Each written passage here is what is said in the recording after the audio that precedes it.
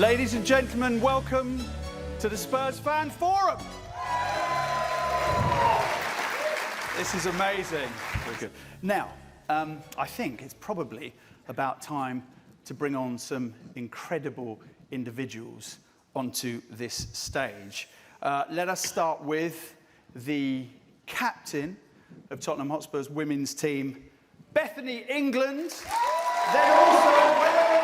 I'm going to introduce everyone at the same time. Then what we're going to have come on is the manager of the women's team, Robert Wilhelm. Then the chairman of Tottenham Hotspur, Daniel Levy.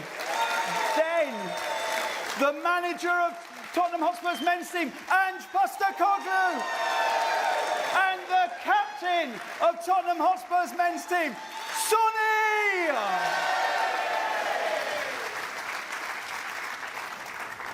Wow. This is so good to be back here. This is so good. How are we all feeling? All good? Yeah. Yes. So take your pictures. There you go. Let's do that. Let's take our pictures. Let's get them all done, and then we'll get our phones put away. This doesn't feel weird, does it, at all?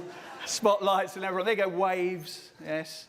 I want to start, Daniel, with your good self.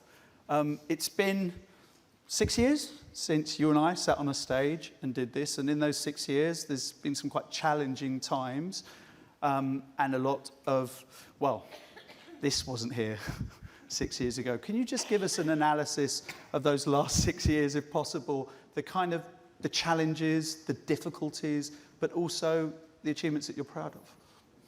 I mean, firstly, it's hard to believe it's been 6 years since we were together, but in that 6 years, obviously opened the stadium, had a pandemic. We got into the final of the Champions League. Unfortunately, didn't win it. And then we're back here.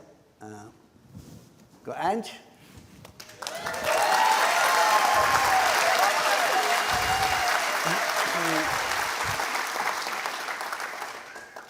Lots of things have happened. Lots of things have happened. Yeah. Your kind of assessment of how the club came out of the pandemic and the challenges that faced for the club, because I know that you were on the record as saying that it cost this club so much more because of the amount of events that had to be cancelled. I think people will never really appreciate how difficult it was for us. You know, we just opened a stadium.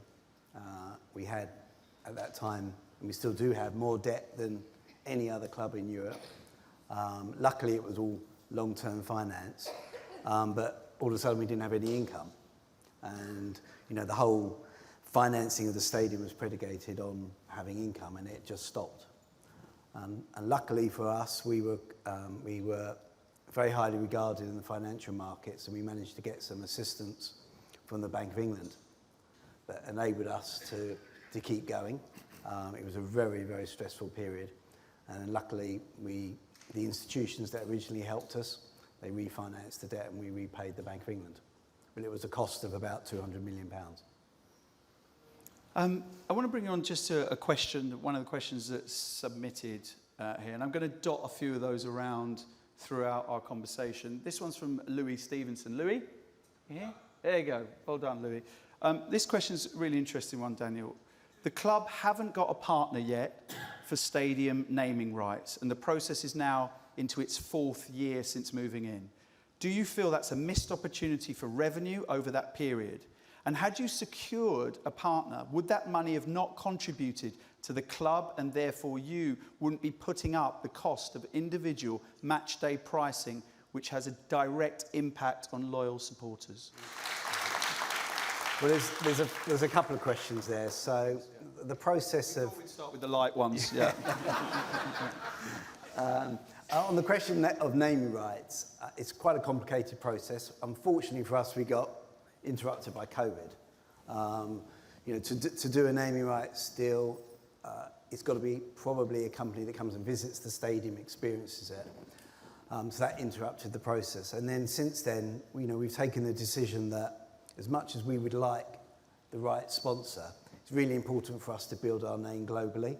And all the events that we've had at this stadium has just enlarged the profile of this club. So for us, we want to find the right sponsor in the right sector and the right price. And in the meantime, unless we get that, we won't put a name on the stadium. We'd rather just have Tottenham Hotspur. In answer to the second question about pricing, you know, ticket pricing is an area that I know everyone's sensitive to, and so are we. You know, we haven't put up ticket pricing until recently, despite the fact that they've been fixed for over 4 years.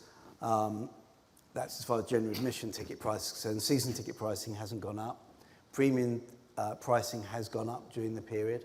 We're all facing increased costs. We've absorbed as much as we can.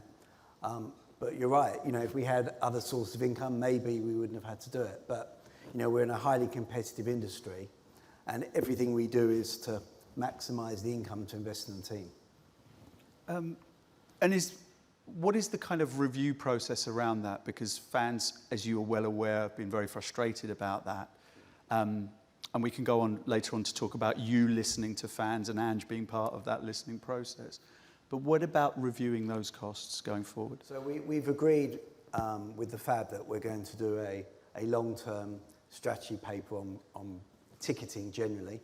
It's not just about pricing, it's about access. It will involve away ticketing. It may get into things like membership. We're going to do a complete review and look at how we can improve things. I firstly want to give a round of applause to Beth England because she had surgery, hip surgery, 2 weeks ago and still made it here tonight.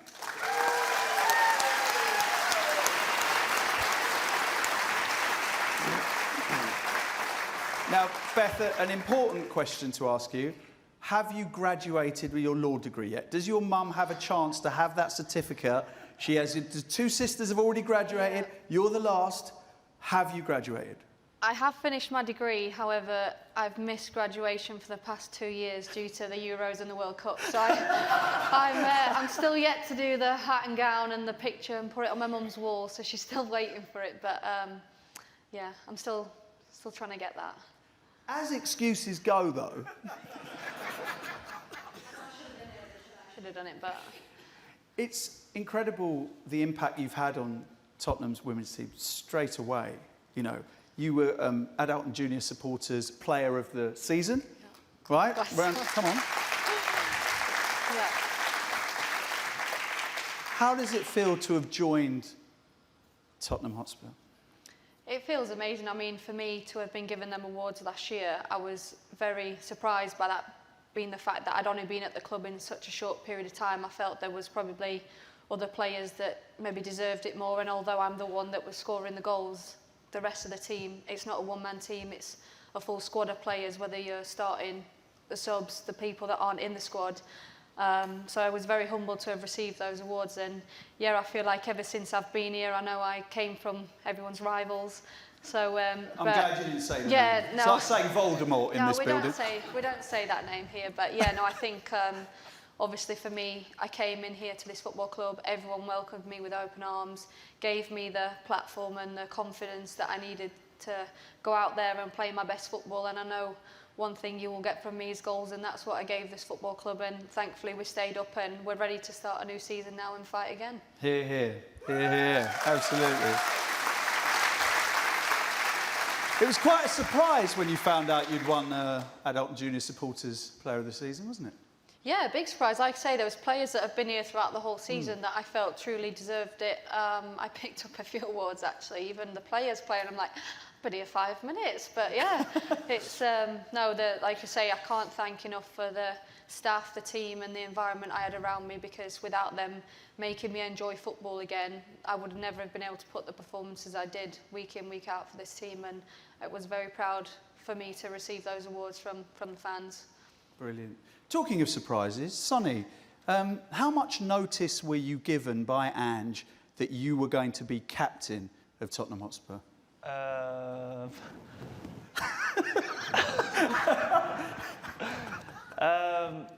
Yeah, actually, that day I just noticed, you know, in that meeting, he just called my name. I was nervous moment in my life because I have to give a speech to the players, and then I'll look at it back and the video, and I was just clapping in there like Yes. 20 times. So it was just weird, but I mean, being this huge club, being captain is looks such an honor. I'll do my best, and obviously the team is doing well. So, but I mean, that day was the biggest surprise.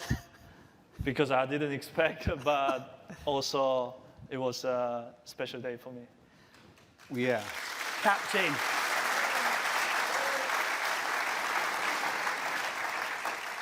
What have you learned from captaining your country that you bring as a captain to Tottenham Hotspur?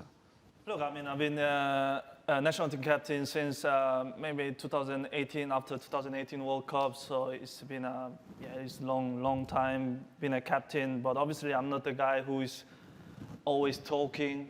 But I'm just trying to be a good example, you know. And obviously, I made a big mistake when. Also, I learned so many things since from 2018 when I was being captain for national team. Obviously, you see different things, you experience different things. But obviously, when you named captain in these huge clubs, it changed everything. You know, you have to bring your all the experience, what you got. You know, so. But look, what I said before, I just want to be a good example from our players, from our fans.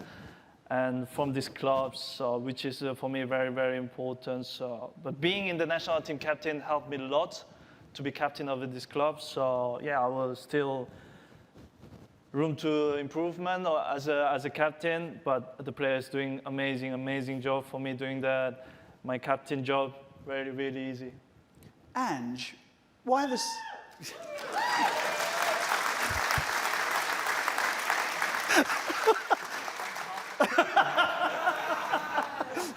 It's like the Beatles, Ange. Why the surprise? Why do it that way? Part of leadership is how you deal with unexpected situations, mate. So, no, look, I think when you, because I think it's a massive responsibility and it's a big decision from my behalf. I thought it was a fairly easy decision. I kind of knew that Sonny would be a great fit, but at the same time, I knew that, you know, when I did tell him that knowing how he feels about this football club, I could sense that, and knowing how his teammates would respond to it, I knew it'd be overwhelmingly positive. I wanted him to feel it in that moment, rather than sort of me telling him and an awkward silence between us, because he couldn't hug me or do anything. So. You know, I just felt it was a moment that he should share with the people who are most important. That was the players, and you know, I think, as I said, for me, it was a really easy decision. Daniel, was it an easy decision to appoint Ange in the first place? Can you talk us a little bit through the interview process? God, it feels like a lifetime ago now. Do you know, it actually was very easy, because Ange is, I would say, just a normal bloke. And it was wonderful to be able to have a conversation with him where we could talk about anything. And he was very direct and very honest. And I like someone that just tells me as it is. No one that plays games, no one that I don't know, says one thing to me, says something else to somebody else. Can't think who you're talking No, about. I'm not talking about anyone in particular. He's just a normal guy. Yeah. Just a normal guy. And this club needed to go back to its roots. And yes. Honestly, there was a lot of pressure on me to bring in somebody that was a big name, etc. And I just wanted somebody that understood our DNA, that would play attacking football, that would give young players a chance, that would believe in the academy, would build a relationship with the fans, understood, you know, the resources that we have and don't have as a club. And be part of a team. And Ange, I have to say, is a breath of fresh air. Here. Yeah.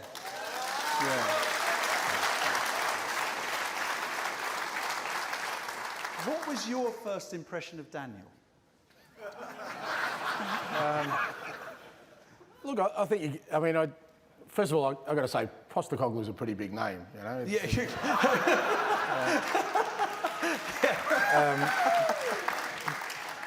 But, you know, I think you go into these things always, you know, whenever I've sort of spoken to, you know, people who represent, you know, the organisations you're potentially going to join. It's about trying to understand the person and trying to understand, you know, sort of his feelings about the football club and where they're at. Because I think with me, people have figured out there's certain things that I have, really strong beliefs about, and seeing whether there's a fit there. And, I sense pretty much what Daniel said tonight, that he wanted this, what he wanted for this football club, in terms of the style, in terms of, the environment, the young players, the connection with the fans. It's all stuff that resonated with me. So that was the most important thing for me, that I kind of got a clear understanding that what they were looking for, I knew I could deliver. And that's what you're looking for in that sort of discussion, because ultimately, if the discussion went a different way, as great an opportunity as this is, it's a fantastic football club. And since I've joined it, you realise just what a, big, sort of well-resourced, and it's got fantastic supporters. For me, I wasn't just going to jump into the opportunity because of that. It needed to be a good fit, because otherwise it wouldn't work. It'd be a sort of square peg in a round hole. It needed to be an alignment. Yeah, and I think there's a lot to that, and it's true. So from my perspective, that was the main thing, that after I had a discussion with Daniel, I thought, okay, well, I didn't know which way they'd go, but if they did go with me, I felt really comfortable that I could sort of fulfil the kind of, responsibilities that would have been bestowed upon me. Robert, what are the challenges you coming from now I said this right, Damallsvenskan, is that right? The Whoa, nice. Swedish Women's League to the WSL, the differences? I would say it's a lot bigger here. I mean, the clubs are having more fans. It's like, this is not the Swedish way. This will be like 5 people, perhaps. So it's more like, it's bigger. I think it's more competitive, and the potential is much higher as well. I mean, if you look at Tottenham and the brand we have here, we can be the best women team in the world. We cannot do that in Sweden. So I think, the potential here is really cool. Yeah. Considering what last season was like, and Bethany, thank you for that. I think we all owe you a debt of gratitude for that. What have you set yourself as your targets for this season in the WSL? I think I was hired to make sure we play a certain style of football that's the fans will like, and that's like similar to what Ange doing as well, right? So I think the best way to do that is to make sure we play attacking football and that kind of thing, but we also need to win games, because I don't think you will enjoy the games if we lose all the time. So it's like the mixture of playing better football but still find a way to win in this journey, right? So perhaps the first year will be hard to win the Women's Super League, but perhaps we can actually get there quite quickly and start playing good football and have the results, and then, you're chasing that title. That's great. That's great. Ange, I'd like just to ask you about, going to watch South Melbourne with your dad, right? And seeing how he came alive in that atmosphere. And something I read about you, which I just thought was extraordinary, was thinking of your dad, watching a team you manage. And what do you want? He's sadly not with us anymore, but what do you want him to see in teams that you manage?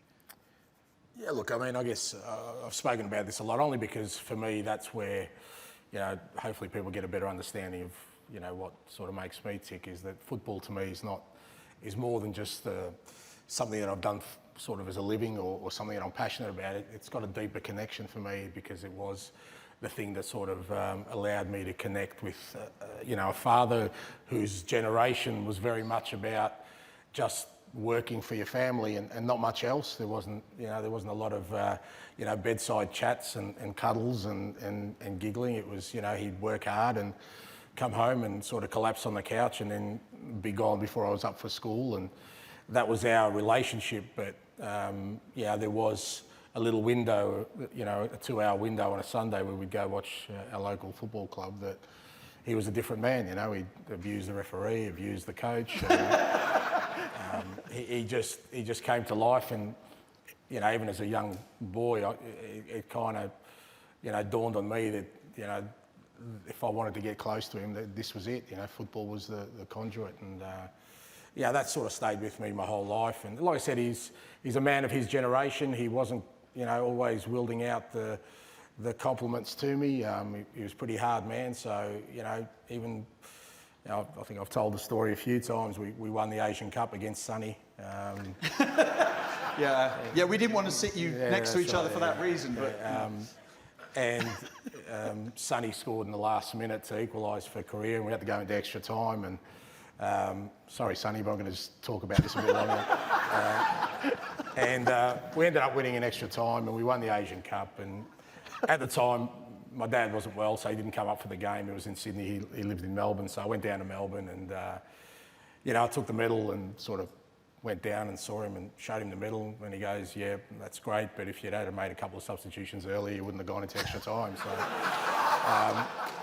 So that was his kind of grudging approval of me, but that was a huge motivation for me. That I always wanted to please him. Even as an adult, as a father myself, I still had this thing that I wanted to please him, and he just was not interested in any football other than teams that were exciting.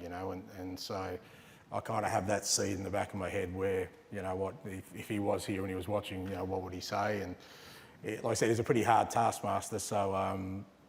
From my perspective, it's always a good barometer, keeps my feet on the ground, because I know that as chuffed as I am with myself sometimes, he'd probably give me a backhander about what I could do better. Amazing.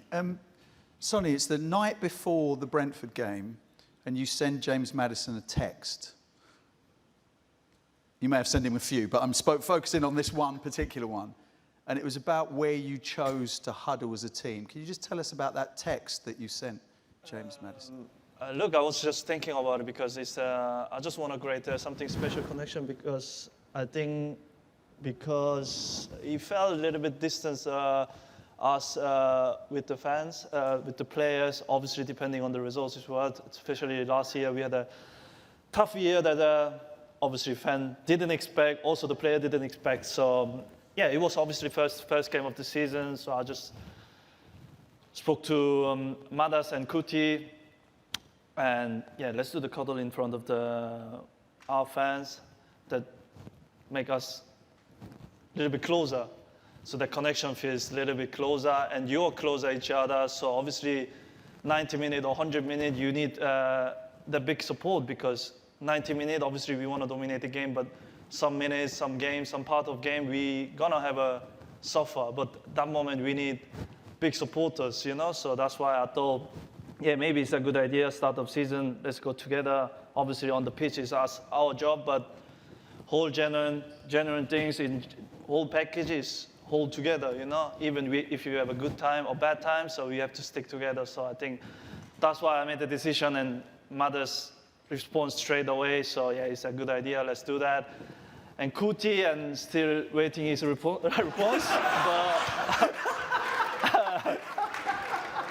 but fine. So then we were running down to the fans, and Kuti was looking at me. He was like, "What's going on here?"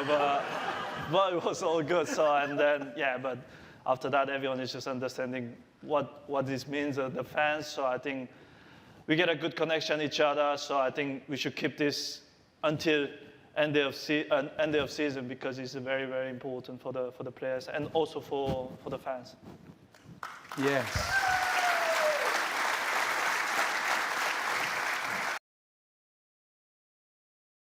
Ange, people often say it's about winning. That's what it's about. But just tell us about belief and how that actually trumps. Everyone wants to win. Yeah, and it is about winning. Ultimately, that's what we want to do. We want to win games of football. We want to bring success to the football club. That's the end game. But as you said, every football club in the world has that aim. It's how you get to that space, I guess. And I've always felt that you'll get to be that kind of team that's consistently in a position to win things if you believe in something beyond just 3 points on the weekend. And different clubs have different ways of getting to that belief.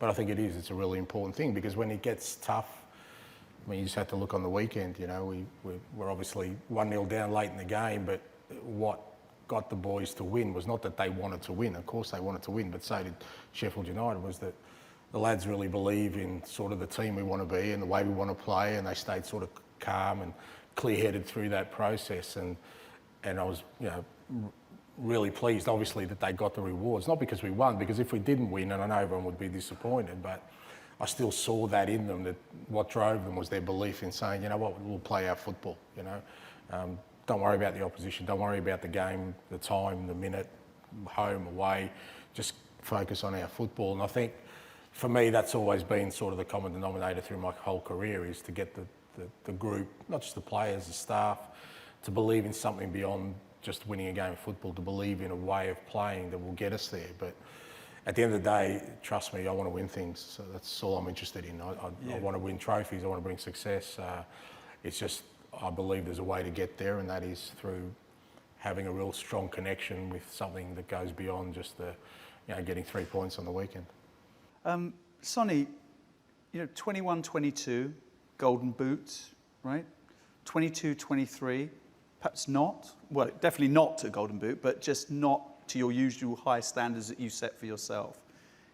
At that time, you can train and train and train, but about what's going on in your head, how did you cope with that part of it? How do you cope with that part of it? Look, obviously it was tough year for myself and also for the team, because it was tougher because I expect more from me and the team is going to down, it's just not performing well. And then obviously I blame myself firstly because it is a big part of this club. I played almost every single game. I started every single game, and then I felt like I let the club down, I let the player down, so I let the manager down.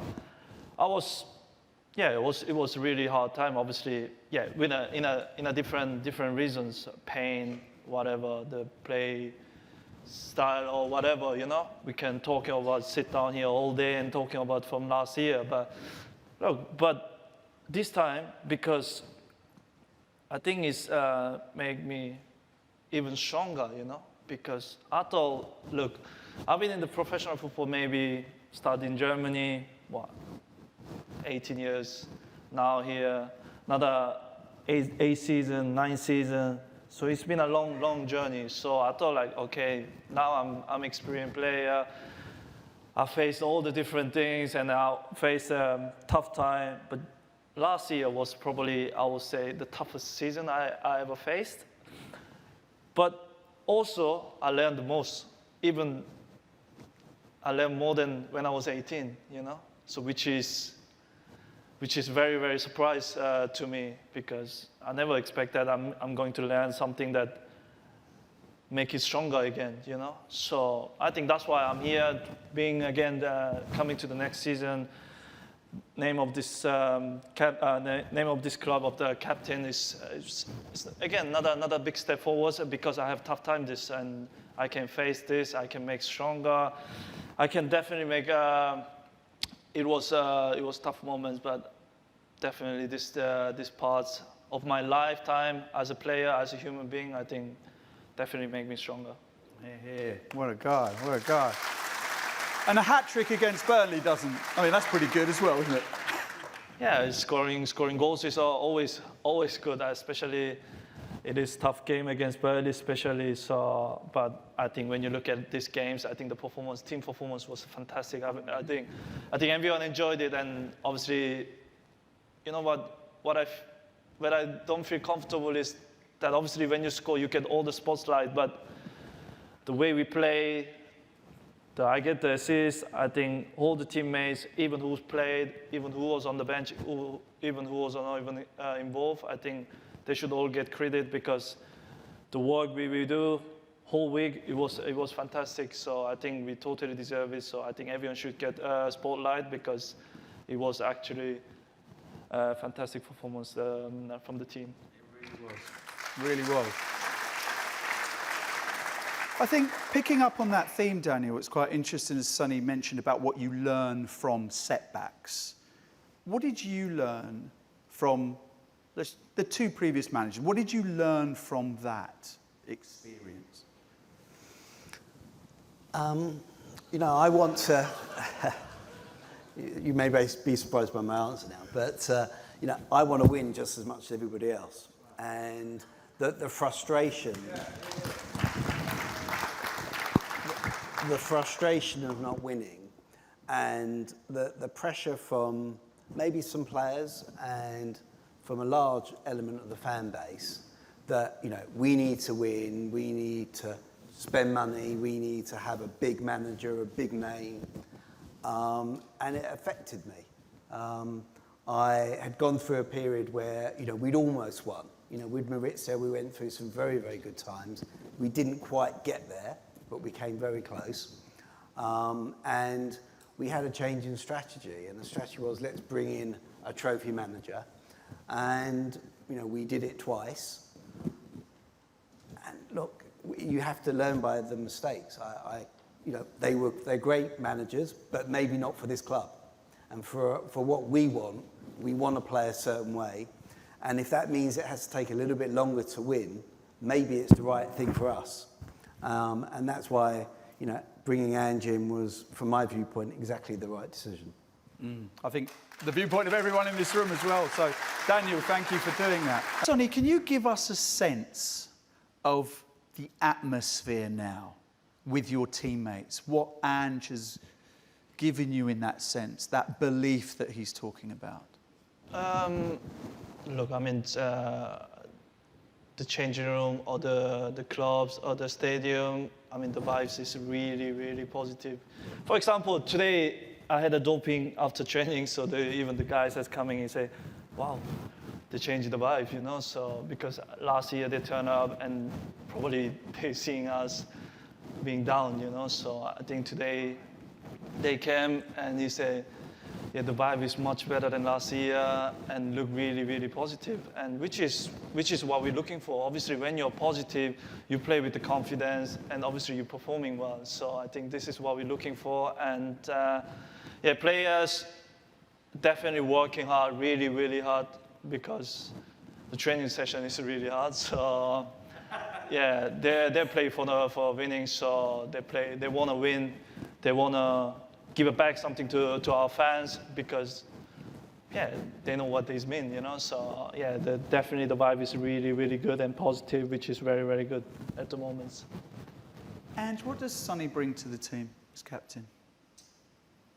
This is an awkward moment where he's going to speak about you there. No, I'm quite comfortable speaking. I mean, everyone knows he's a fantastic footballer, but he's just a brilliant human being, mate. And to me, that's, you can be both. Sometimes people, with footballers, sometimes it's self-inflicted by the footballer, but they sort of put him in a certain bracket. But he's just a fantastic human being. And I think for any sort of manager, when you're looking for leaders in a group, and they're all different types, is, firstly, what kind of person are they? Are they going to reflect the values, the behaviours that are really important to me when I'm setting up a team? And even from afar, like even before I joined the club, and obviously, I've known of Sonny for a long time, because, being from that part of the world myself, working in Asia and the exposure I had to his standing in the community there. But even from afar, you can tell he was respected, because whether it was, teammates or opponents, everyone spoke really highly of him. And I think he was the perfect embodiment. And you have to remember, we've got a really young group at the moment, really young group. Even in our starting 11, we've got guys who, 4 or 5 who it's their first year in the Premier League, 20, 21 years old. They've come into a massive football club. It's a big challenge for them, and it can be overwhelming depending on the dressing room you walk into. And I think the fact that, Sonny, and credit to Matters as well, James Madison and Cuti Romero, that they've embraced that leadership role in just creating an environment where all the boys, irrespective of whether they've been here 2 months or they've been here 10 years, they feel really comfortable in there, and that's because, of the people who are the leaders, not necessarily the players, the people. And like I said, look, for me, I've done this a long time, and I've had a lot of success, but whenever I reflect on my career, it's always about the people I've shared it with more than the actual success, because the success brings you back to the people that you shared it with, whether that's players, coaches, fans, people who are involved in the football club. And that's one of the greatest sort of gifts I have in my role, is that I get to share a space with, people like Sonny. Beth, what about, it's Sonny, right? It's Sonny. You know, you mentioned last season and just, you know, how difficult it was for you to see what was happening. Let's go to this season. I was talking to a mate of mine the other day, and he said, the atmosphere now at this ground, he said, is unbelievable, right? Just tell us then equally the bad times, but now how that makes you feel when you hear the fans and the joy and the football that's being played. Simple, we've got our Tottenham back.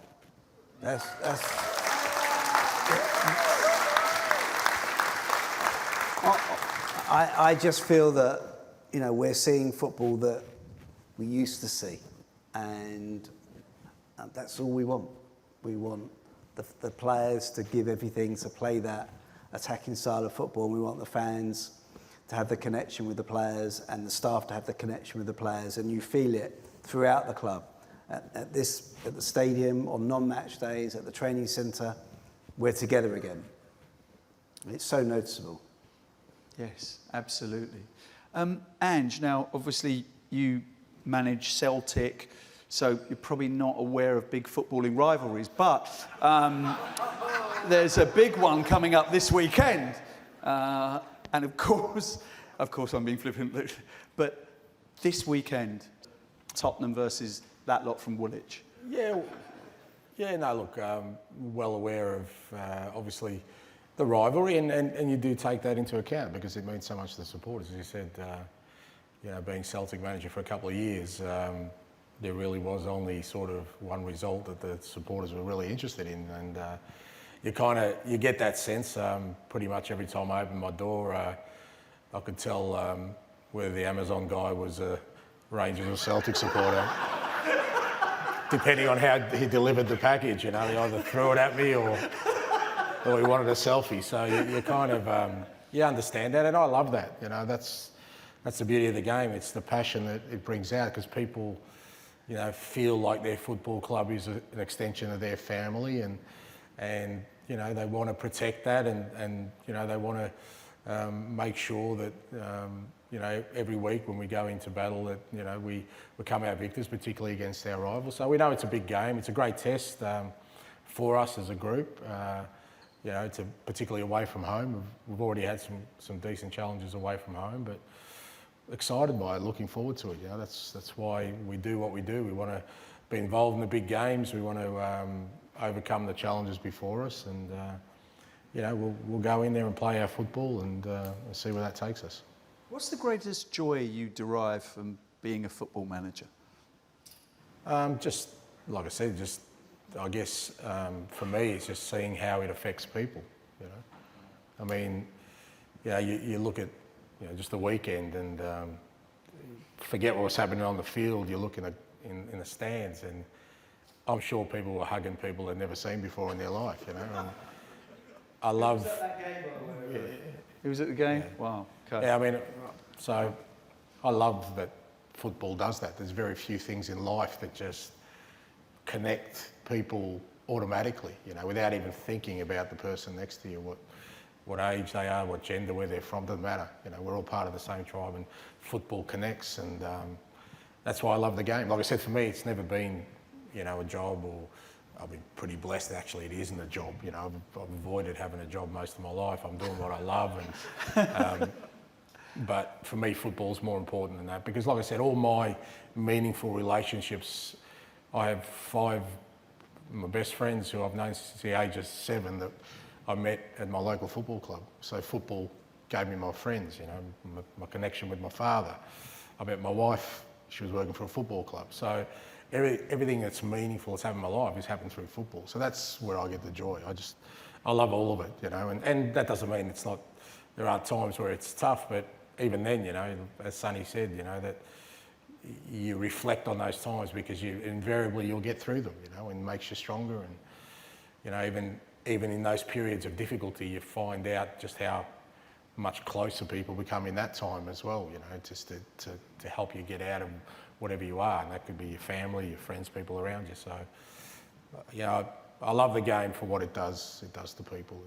It genuinely brings people together. It brings families together, you know, irrespective of whatever week people were having and whatever job they had to go on to Monday, I can guarantee you they went in with a smile on their face because of football, you know.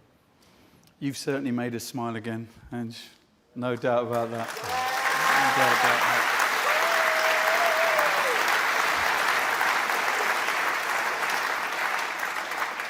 Sonny, any different preparation for the North London derby, or is it the same? Oh, that's a long pause, isn't it? Wow. Not yet. Haven't decided yet. So. Ah, okay. Right. Wow. Yet, so. Wow. Wow. I mean, you've played a few of these derbies, for instance. You feel a change in atmosphere. Yeah, it is a special game, obviously, for them as well, but for us as well, because it's a rivalry. Is that you're looking for? Obviously, the game results are because the most important of the season. So, yeah, look, I mean, we had a tough years away games away from home. It was tough to take it, but look, winning is never free. You know, winning. You go there, you not get 3 points for free. So I think we wish we can get for free. You know, just go there, get 3 points, and come back. It sounds easy, but it is never like that. So we have to work hard. So we are working hard on this week, during the week. So the players are ready. Players are looking forward to it. So look, we are in good moments, and I'm pretty sure they don't want to face us at these moments. And.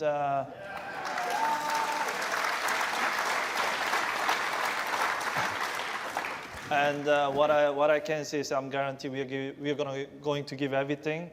The results, yes, I can't promise you. I can't promise you. But one thing is that I can guarantee I will give everything for this club and especially for Sunday. And you always have, Sonny. That's why you're the captain. That's why you're the captain. Right, now it's over to you to ask questions. We've got 30 minutes, and like I said at the very beginning, let's keep the questions concise, and I appreciate that many of you would have been supporters for many, many years, and the club definitely appreciates that and that loyalty.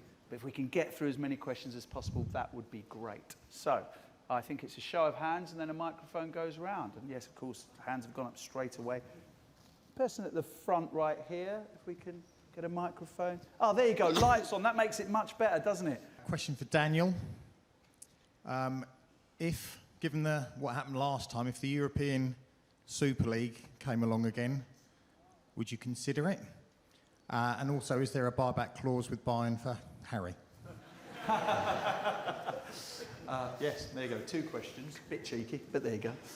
Well, firstly, under the new rules with the Premier League, we can't consider leaving the Premier League without their consent and the FA's consent. But all I would say to you is that we will always act in the best interest of this club. And I stand by the decision that we made, that we were prepared to have a conversation regarding the European Super League. It was not leaving the Premier League. It was about forming a new European League that would have continued at the same time as the Premier League. But, you know, we failed. It was a disaster for lots of reasons. But I stand by my decision that I was acting in the best interest of the club. And buyback clause. Of course. Okay, good. Good to know. Right. Okay, from this side, don't worry, I'll get to... just over the back there. Yes, you with the... No, yeah, there you go. Yeah, keep your hand up. So, there you go. Perfect. Thank you. With the ponytail. Thank you.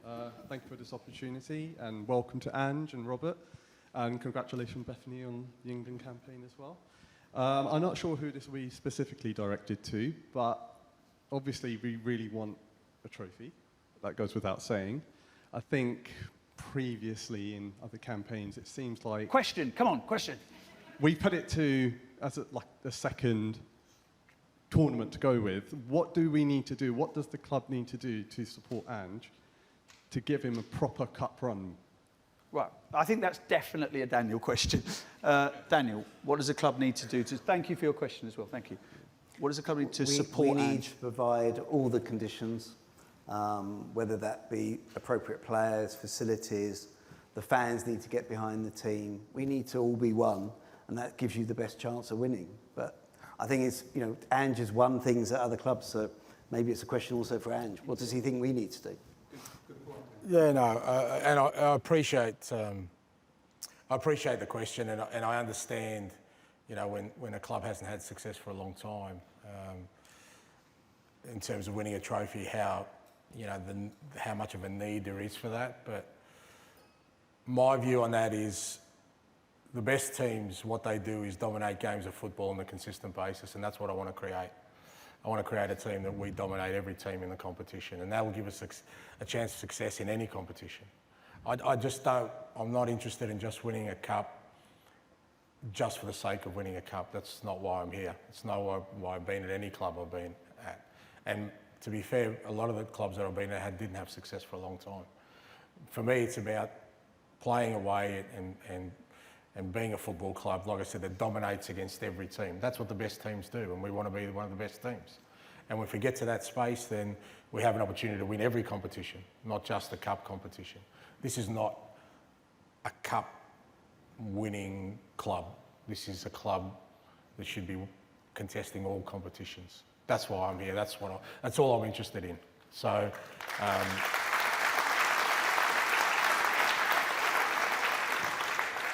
I just want to go some questions that I got from people when they applied. Keith Gilbert, where's Keith? Keith, you had a question for Robert. Can we get a microphone to Keith? No. We won't ask you to do that. You could do that at the ground. Yeah, I'm a grandfather of lots of grandchildren, and some of them are girls. They'd like to come to this wonderful stadium that Mr. Levy has built on our behalf, and they'd like to see the girls playing. Could you please tell me when it will be possible for them to come here regularly to watch the women? Thank you. All right, very good question. Very good question. I think what we're going to do with this women's team is we're going to make sure we develop every week now, and we're going to make sure we get more games on this stadium, but we're also going to make sure we have good performance and everything around these games. We cannot have all the games the first year here, because then perhaps we don't bring the people here. So we're going to make sure the biggest games is there first, so we have a good product that we show you, and then hopefully Daniel, that we're going to add those games to be all of the games in the long end. But it's like when you're going to build something up, you need to make sure you have a good atmosphere so that the fans will come, right? So we're going to make sure we have at least 3 or 4 games, then you need to correct me here, this year. So we're going to develop it. We already had one friendly game here. But the support is here, and they'll come and watch you. I think someone once said, if you build it. Yeah. He's built it. So he built it, and now I'm going to make sure we build a team that play that kind of football where everybody will come and watch this game. So I love that you want to bring your grandchildren. Thank you for that. There you go. Love that. Yeah. Thank you. Yes. You. That's right.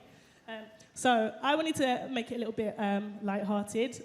So my question is for Sonny. This week is London Fashion Week, and I know, as well as football, I know how much you love fashion. So I've got a bit of a dilemma for you. So if you had to choose, would you choose to have all the designer outfits in the world but never play football again? Or win the Champions League final but only ever wear one outfit for the rest of your life? Wow. What a question. Wow. It's an easy question. One outfit and win the Champions League is...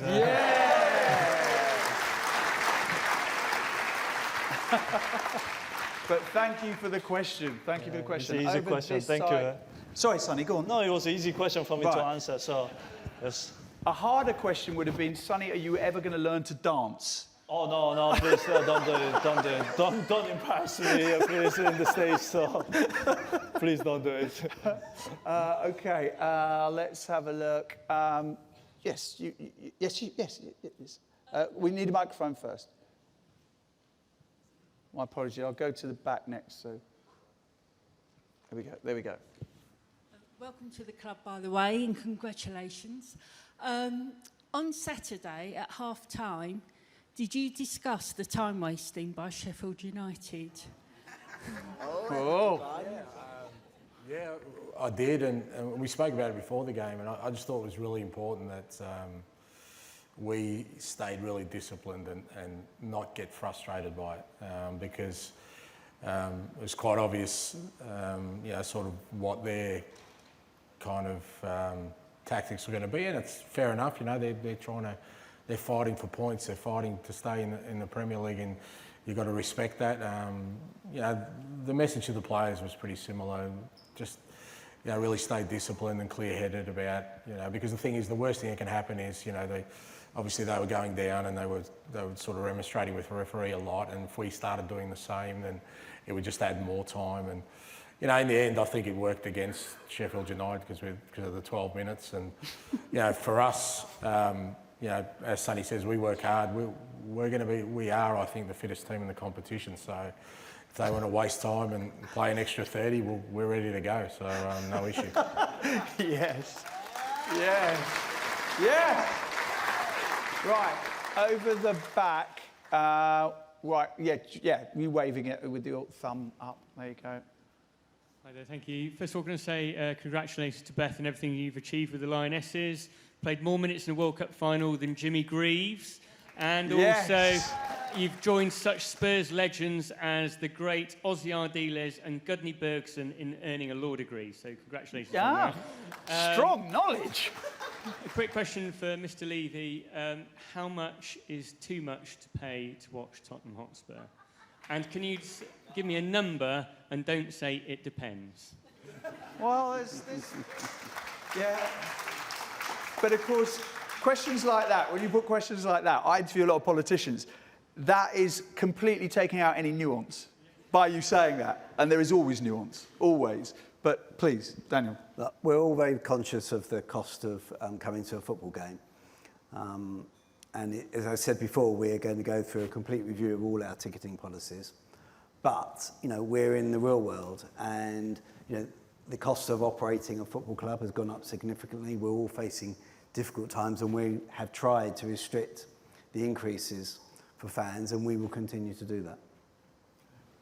Okay, let's go to this side. Black jumper. Hi. For Daniel and Ange, the role of the academy. What do you see the role of the academy is? I mean, there's some clubs that use it as a separate business. Are we going to use it to filter team players into the first team? And if that's the case, is the structure conducive for that? Well, one of the reasons why we asked Ange to become our manager is that he believes in the academy. The relationship between the first team and the academy is really important. This is a club where we as fans get great thrill out of seeing a player coming from our academy into our first team. And we want to see that flourish. And I think that, over the coming years, we've got some very good young players in our academy. You'll see them come into the first team. Ange? Yeah, I do. I think it's really important. Firstly, because the club invests so much money in it. It would be a waste of resources if you ignored, what's a big part of the club's investment. If you come down to the training centre, you see the facilities that our young players, train at, and like I said, it's a massive investment. So there needs to be a connection. There needs to be, I think, in life in general, the one thing you need to afford young people is opportunity, and they need to see themselves, one day playing for the first team. And I think there's a connection between, a player who's grown up at a football club. I mean, probably one of the reasons that Harry's, apart from the fact he was a fantastic footballer, he's one of our own here in terms of the club. And I think there's always that connection when they see a player who ostensibly grows up from the stands, it ends up on the field, they see themselves there. So it is important, but it's not an easy process. And like I said, we've got Simon Davies, who's now head of the academy, and we're working closely together with all the coaches, and we have a lot of the young players coming across and training with the first team. And for us, as a football club, I think, like I said, when you invest so much in one part of the business, you need to get a return, and part of that is that I think you get a return both in a financial sense, but more importantly in a connection with what the football club's about. We're on this side. Let's go to the front. Young man there. Yes. If we can keep your hand up, my friend, then we can get the mic to you. There we go. It's for Daniel and Big Ange. So hopefully we're going to be getting Champions League football this year for next season. So we're going to play in bigger clubs than like Burnley, United, whatever. Like, how are you going to? United. how are you going to consistently play this good football, and like, how are you going to work together to do that? Ange. Yeah. Look, absolutely. I mean, I've sort of said consistently, we've started really well in terms of the way the lads have embraced the football we want to play, and just their ability to then put it into practice, what we've been talking about. But we're still very much at the beginning of what we're trying to build. Even in terms of the squad we have at the moment. We had a really positive transfer window in that you can see all the players who've brought in are already contributing, and that's what you want out of it. But we need to keep building the squad, and it was never going to happen in one window. For me, it wasn't just about bringing in any kind of player. We obviously had more targets in this window, but I kind of made it easy and difficult for Daniel because I had very few that I wanted in, and so which made it easy for him, but then difficult if we couldn't get them because I wasn't giving another 3 options because I just don't want anyone coming in. It's really got to be specific, and I felt it was a really positive window, and then that gives us the opportunity now to continue to build, hopefully, in the coming windows for what's ahead. Because, like you said, we want to be playing European football. We want to be in the Champions League, and to do that, we've already seen with other clubs that you need a strong squad. You get injuries, you have midweek games, and we'd be playing Champions League tonight or tomorrow night. And with the squad we have at the moment, we probably wouldn't be able to cope with it. That's the reality of it. So, but that was always part of the plan. We're going to build, and in terms of the way we play, we're not changing, mate. Doesn't matter who we're playing. We'll go at them and scare the life out of them.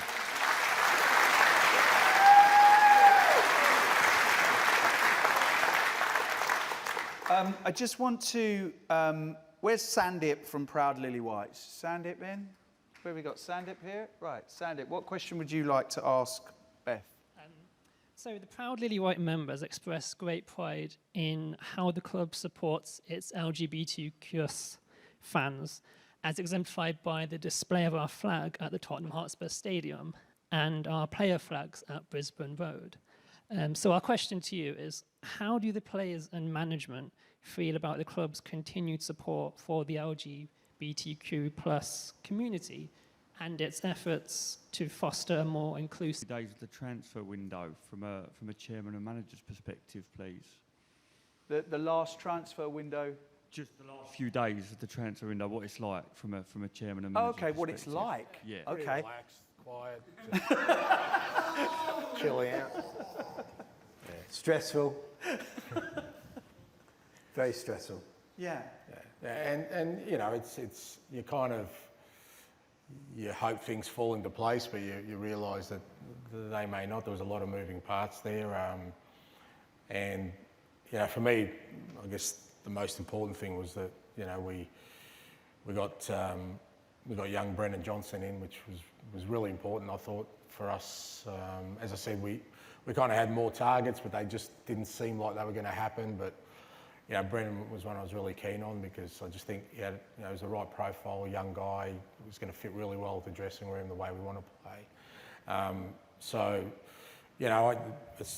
I kind of left Daniel to do his thing. He didn't need me on the phone every 5 minutes. I was just asking everyone else around him what was going on, just to make him aware. But and then there's also players going out, and even that's it's not an easy situation because those players are potentially training in the morning and maybe out in the afternoon. So it is a challenging time, but I felt for everything that happened, obviously Harry leaving late in the piece as well, I thought as a group, the players and the club in general, I thought we handled it really well, because it could have really turned into something that looked fairly chaotic, and even though there was a lot of talk around the place, within the building itself, it was, you know, I was really happy with the way everyone dealt with it. I thought everyone sort of kind of understood where we were at, and you know, you get to the end of it, obviously it's a lot more stressful for Daniel and me. We had a game to prepare for, and I was kind of focusing on that, but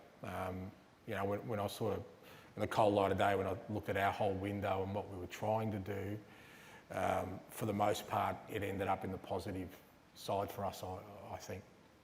Daniel, can I personally thank you for making sure James Maddison came to Tottenham Hotspur?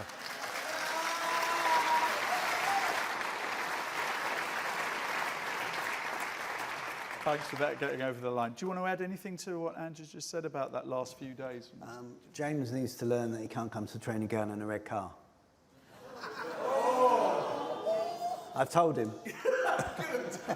Good. He'll learn. He'll learn. Yeah. There was at the back in the white. Do you want to stand up just so we can see? There you go. There you go. Hi. This is a question for Sonny and Beth. Because first of all, congratulations for taking on the role as a captain. You've been reporting things have been mostly positive, and you know, players and team are working together to make everything smooth. But my question for each of you is, what's the biggest challenge for you so far as the captain of the team? Thank you. Question, Sonny. The biggest challenge as captain so far. Every day is a big challenge. Every day is big challenge, dealing with dirty kids. No, I'm joking.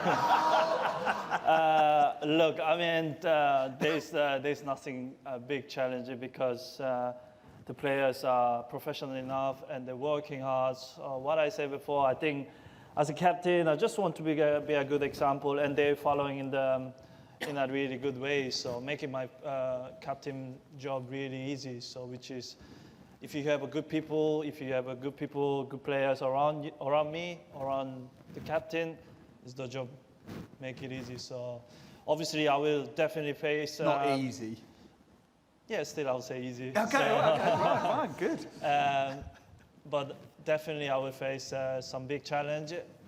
But obviously then player or the gaffer or the club will always be staying behind me. Most importantly, you guys staying always behind me. So then I have nothing to scared about. So just moving forwards, don't look back, and just going forwards with the team.